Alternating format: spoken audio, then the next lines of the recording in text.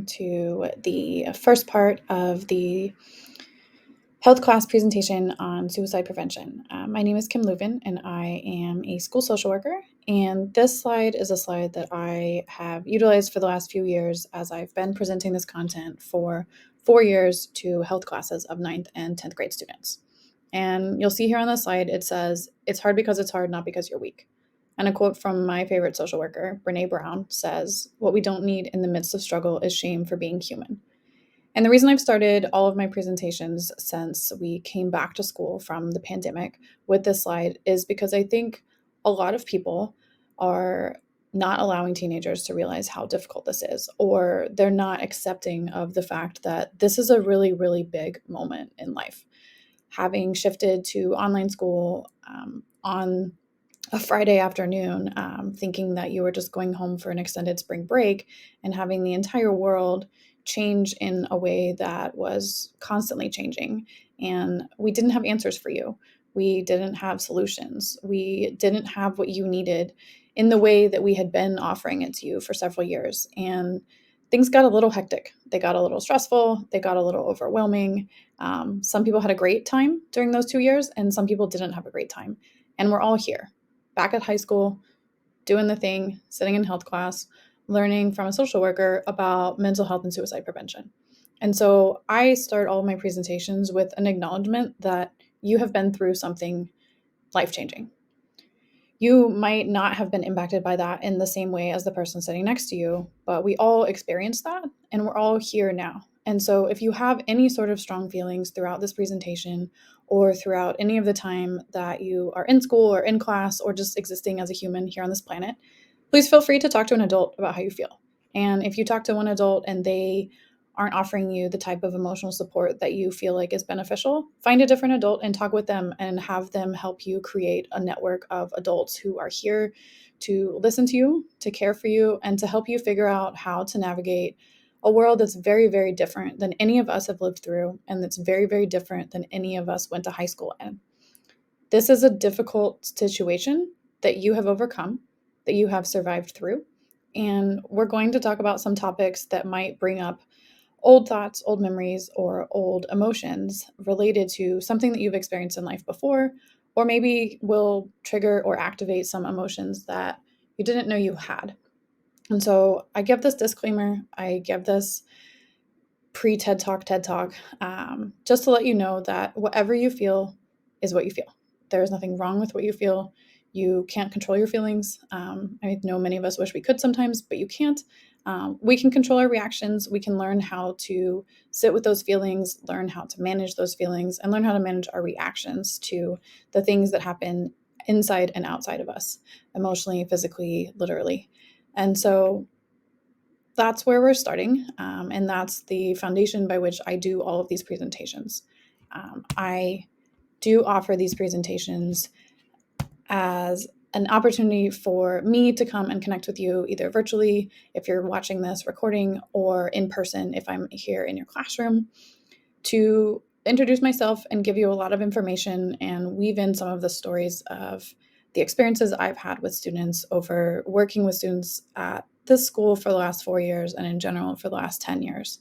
And you all have stories. You all have things that you are bringing with you right now that maybe you've shared with someone and maybe you haven't, but you know your story and you know your experience. And so I want to help you have some new language and some new ways to think about, frame, and talk through things with yourself, with your peers, and with adults. And so from here, the first lesson that I offer to everyone has very little to do with the topic that we'll be talking about, which will be suicide prevention, but it's a fun way that I introduce myself to anyone I'm giving presentations for. And so you'll see here on the screen, there is a black and white picture of a girl I went to high school with in her 9th grade photo. And then you'll see a picture down at the bottom of me in 9th grade. And the quote on the other side says, "Don't underestimate yourself or anyone else in this room." And if you haven't already figured it out, yes, that is Taylor Swift. She did go to my high school. She came in 2004 as a 9th grade student, which was my junior year of high school. And The reason I share this story, or the reason I share the story you're about to hear, is that when she came to my high school, I remember hearing about it. I remember hearing that there was a girl coming here who was wanting to start a music career, and I grew up outside Nashville, Tennessee, in Hendersonville, and so it wasn't uncommon for people to move to the area to become a country music singer. However, I, as someone who was very, very focused on school and very focused on just that's what you do as a teenager. You do school, you have your friends, everything else is later. I internally, luckily I didn't say this out loud, was judgmental of the fact that this girl was trying to be in school but not do school and pursue her dreams. Like, I thought to myself, okay, fine, try this. Like, you can have your one hit wonder and carry forward and do school like the rest of us because your dreams are for adulthood. Obviously, she went headstrong into her dreams. She went headstrong into her career and had the ability and the opportunity and the access to be able to start her dream as a teenager. And I underestimated her. And I underestimated her in my mind. I judged her in my mind. I thought that she should wait until later to begin pursuing her dreams.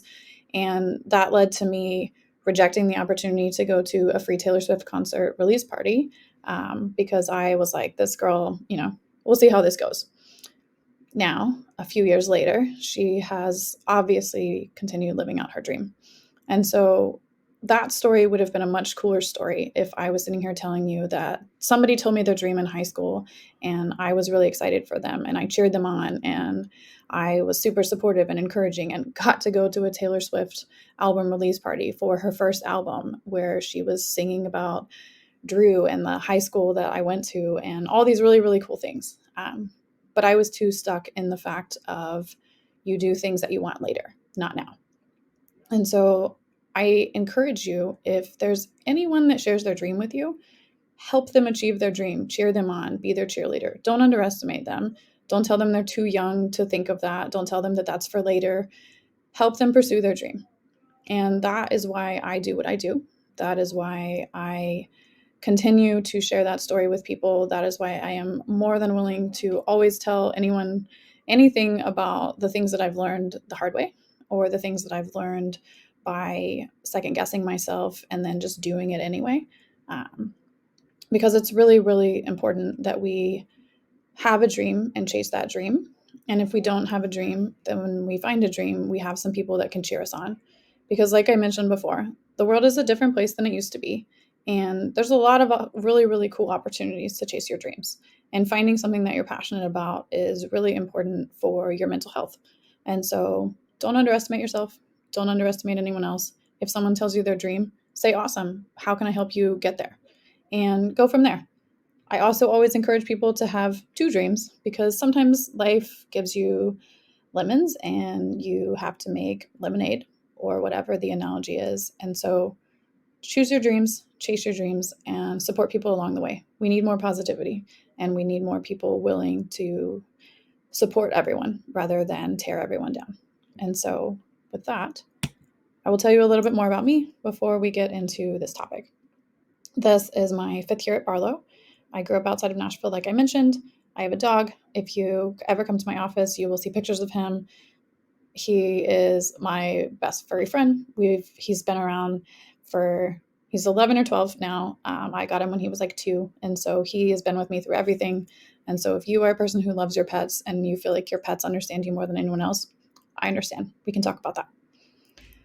When I was growing up, mental health was not a topic that was discussed. I went to high school outside of Nashville, Tennessee, in the early 2000s, and we weren't really talking about mental health. I obviously knew that some people had struggles, but I did not have a presentation in my health class about suicide, anxiety, depression. And if you had asked me when I was in 9th or 10th grade to define those things or what someone should do if they experience those things, I would not have had an answer. And so that's important just because that is my experience. And I imagine that's the experience of many of the adults that you interact with. And so you all actually know and will get to know a lot more information than a lot of the adults knew when they were your age. And so that's great. And the flip side of that is that we might not always know exactly how to support you, and we might still be learning as well.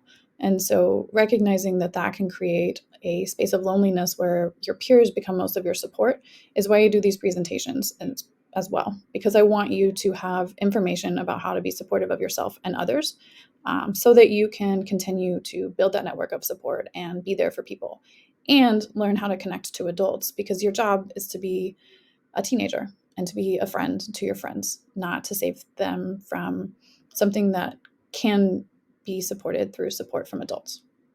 And so, a few more things about me. I started college as an engineering major. I changed my mind and I studied social work eventually, but it was a pathway to get there. I didn't know what I wanted to do, but once I found it, I continued doing it.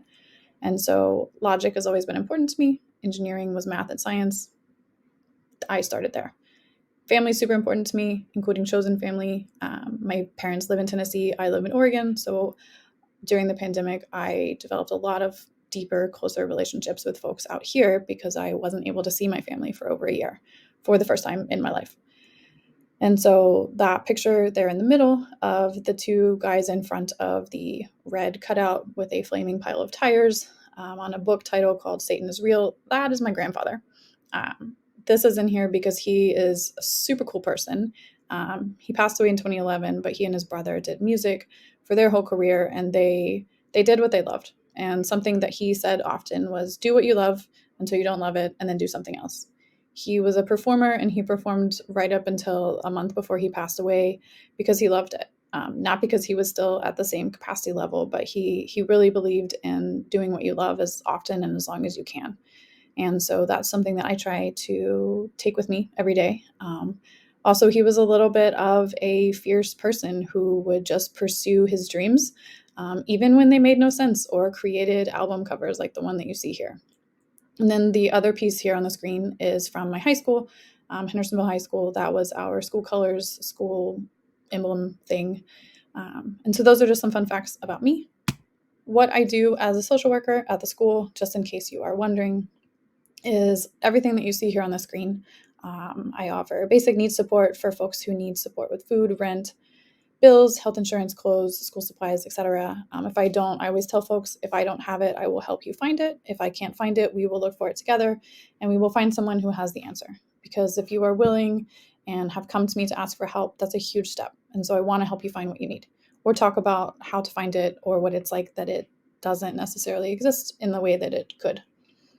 I support students who are homeless, doubled up, worried about housing, or not feeling safe at home.